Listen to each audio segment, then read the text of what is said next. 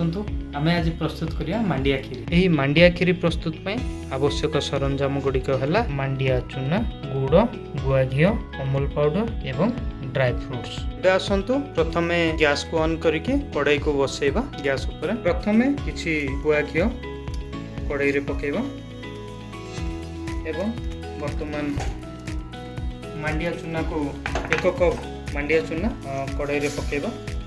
या भल भाव फ्राए करवा। टिके मांडिया चूना आउ टिके ब्राउन टाइप रही जमती भल भाव फ्राए करने पड़ो।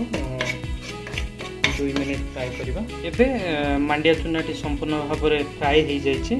बर्तमान आम कड़ाई रे प्रथमे पानी नबा। 2 कप मात्रा पानी नबा। पानी को टिके हाई फ्लेम दबा। टिके थरे फुटी गले एथिरे अमूल पाउडर को पकईकि भल भाव फेंटी दबा।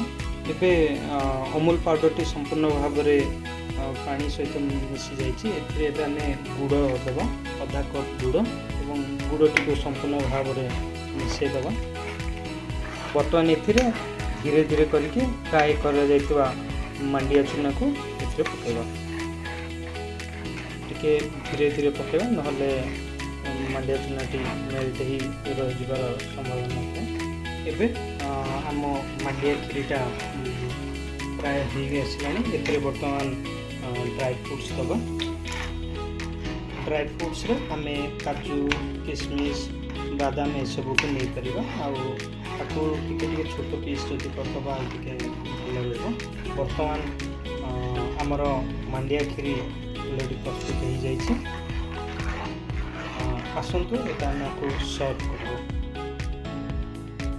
एबे प्रस्तुत हो जाइए आमर मांडिया खीरी। चलते सर्व।